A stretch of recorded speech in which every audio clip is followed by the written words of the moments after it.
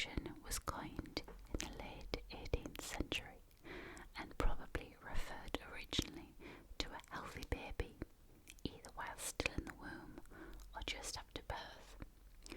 Appropriately, Live and Kicking became the title of a popular Saturday morning BBC TV children's show in the 1990s. I used to watch that.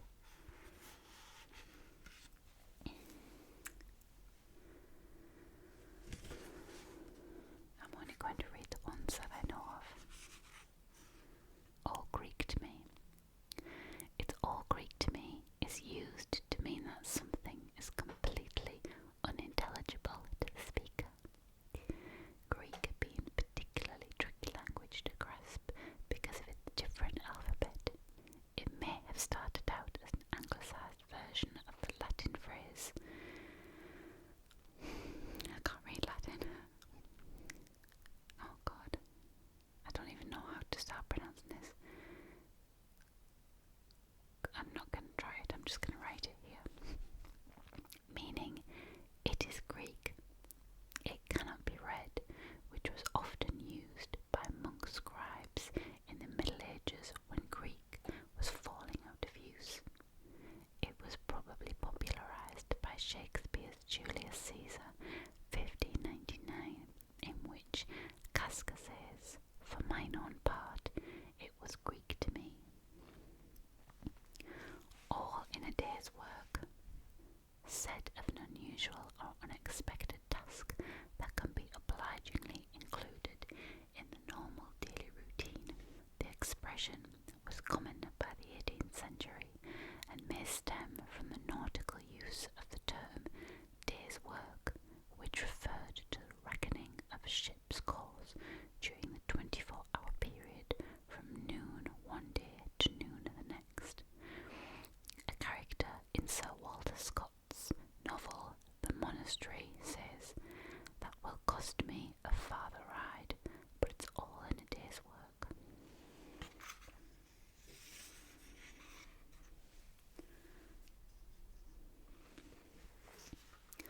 All tarred with the same brush. Everyone in the group shares the same failings. They're all sheep of the same flock. This old saying alludes to the methods used by farmers to mark their sheep. A brush dipped in tar was applied to the wool as a form of branding. The phrase is now often used when people feel they have been lumped in with others and judged unfairly as a result.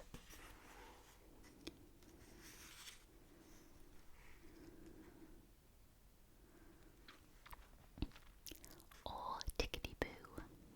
There are many synonymous phrases for this enthusiastic statement that everything is fine and dandy.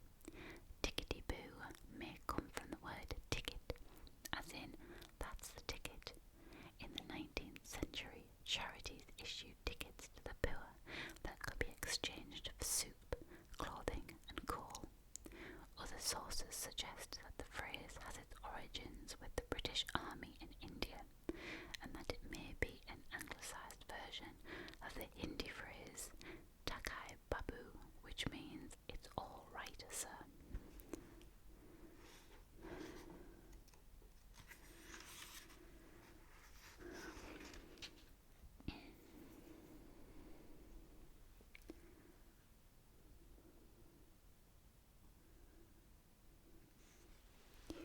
Another nail in the coffin. A depressing phrase which is applied to a development that makes a situation progressively worse. One more factor to plunge a person into greater disfavour, to hasten his dismissal, downfall or death. The final nail can be compared with the last straw.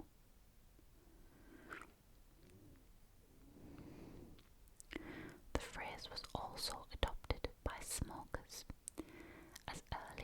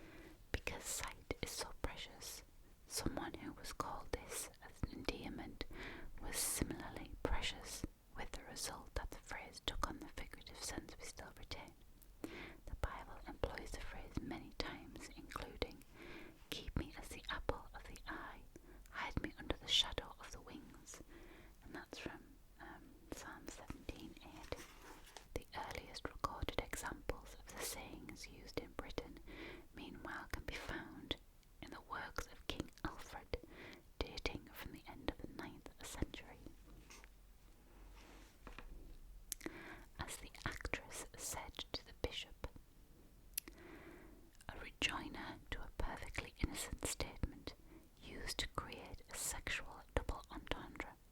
Typical comments that might encourage such a retort would be, "I didn't know I had it in me," or "I'd bend over backwards to please you."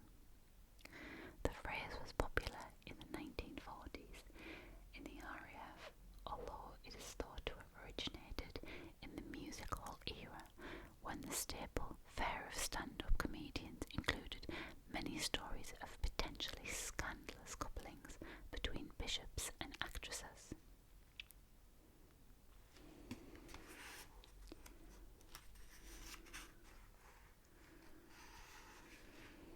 To ask something point blank. To ask a direct question. This is a 16th century phrase from the sport of archery. The targets had a white, I think it's blanc,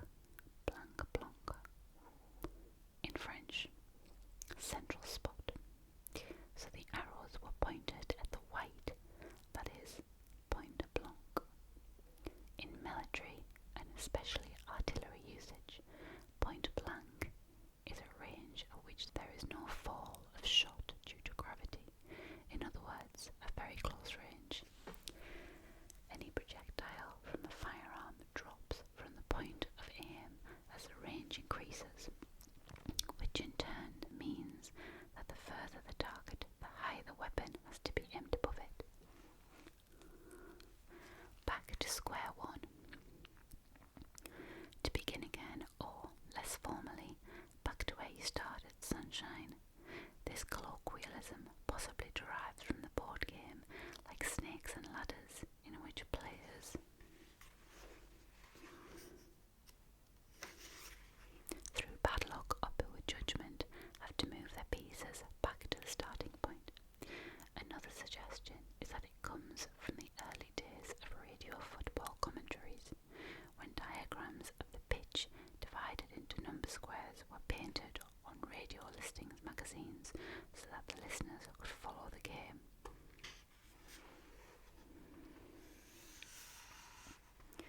Ballpark figure. A financial North Americanism that has taken hold in Britain. This is an estimate or a budget figure, which might better be described as a guesstimate. A ballpark is a large stadium in America built specifically for the game of baseball, and the phrase "in the same ballpark" was originally used when two figures, the projected and the real figure, were reasonably close. Over time, the term has evolved so that the estimated figure itself is now known as a ballpark figure.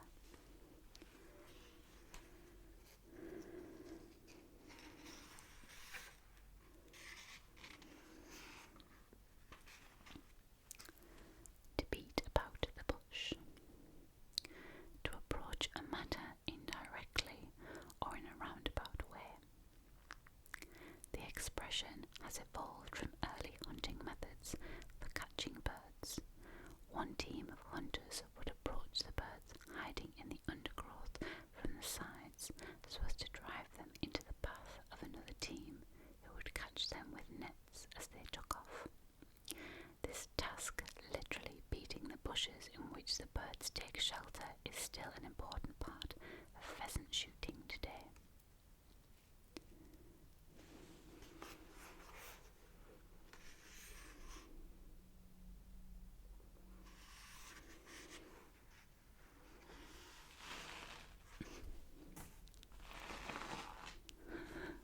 Sticking to the stool. I've got a pair of jogging bottoms on, and they've got this like plasticky writing on the bum, and it's stuck to the seat. The Big Apple.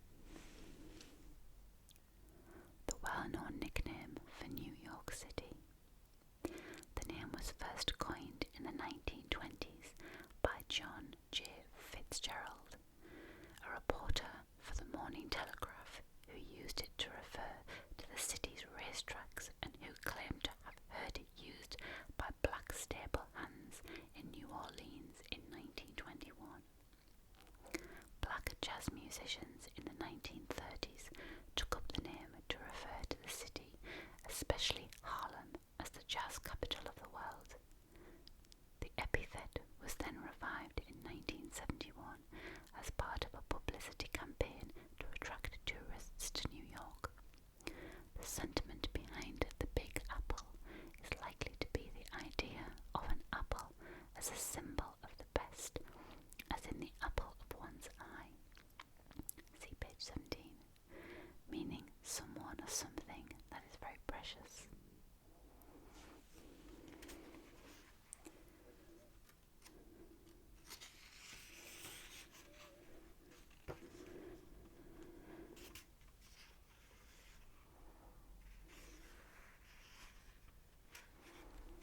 The birds and the bees. A euphemism for human procreation, which was probably inspired by songwriter Cole Porter. Thanks to his 1954 composition, Let's Do It. Birds do it, bees do it, even educated fleas do it. Let's do it, let's fall in love. The phrase was used by often embarrassed parents or teachers as a means of avoiding dangerous words like sex or sexual intercourse. Nowadays, it tends to be used ironically. Educated fleas.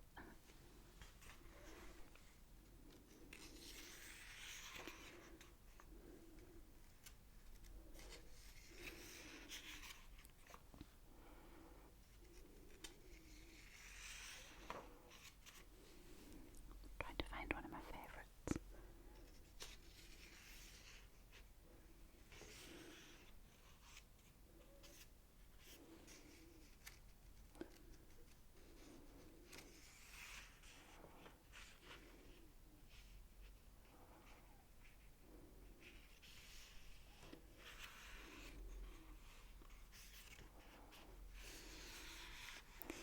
I think my favourites are further in the book. By the skin of one's teeth, by the narrowest margin. There are several metaphors with the meaning only just, and many allude to body parts, for example, by a hair's breadth, emphasizing the physical danger of a given situation from which one might have just escaped. By the skin of one's teeth, specifically, is a slightly misquoted biblical phrase that means to have suffered a close shave. My bone cleaveth to my skin, and to my flesh, and I am escaped with the skin of my teeth. Job 19:20.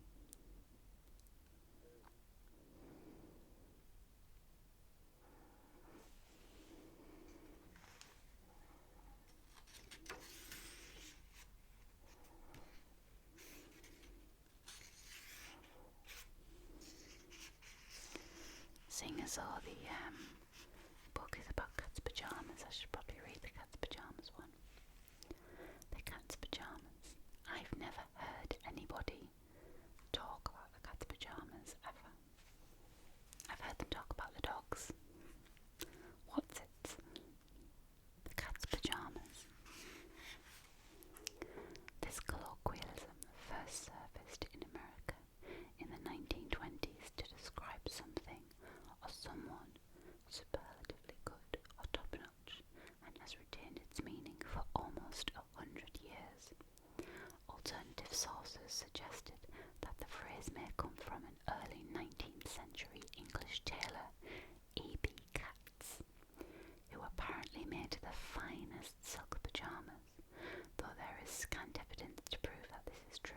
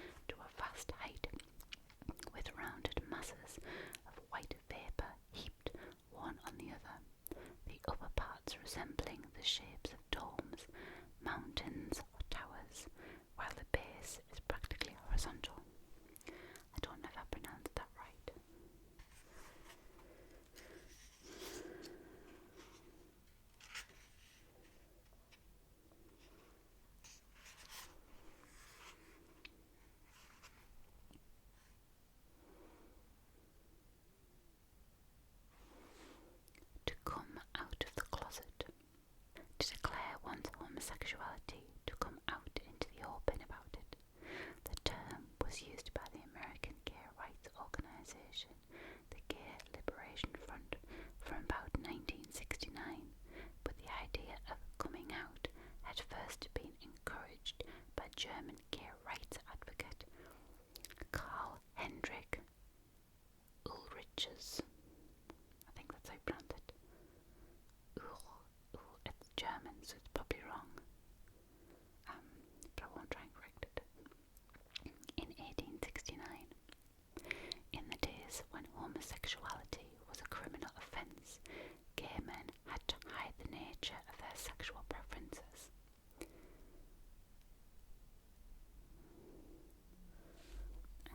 Lesbianism had never been criminalised in Britain since, at the time of legislation was formulated, Queen Victoria refused to believe that sexual relations between women could ever occur. They became known as closet queens, the closet being a private room.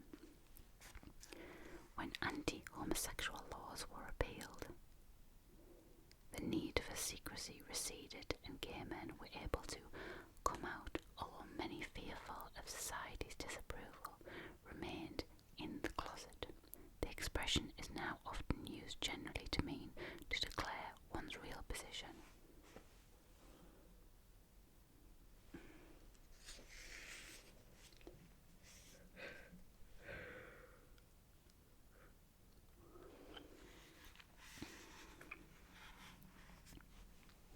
Couch potato. American slang from the late 1980s used to describe a telly addict, someone who indulges in the habit of lounging at home watching television, eating and drinking but never taking exercise. The expression is now used in most English-speaking countries, particularly with the increase in the number of television channels to choose from.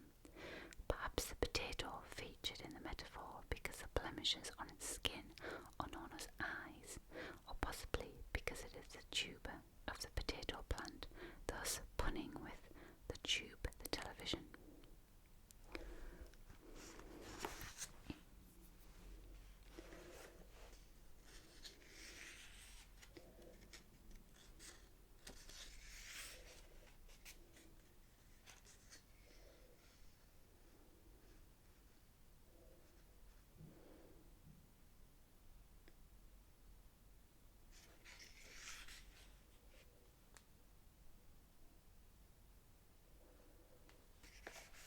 Don't count your chickens until they're hatched. Don't assume something is certain before it is proved to be so. The phrase has been around for thousands of years, since it appears in Aesop's fable, The Milkmaid and Her Pail.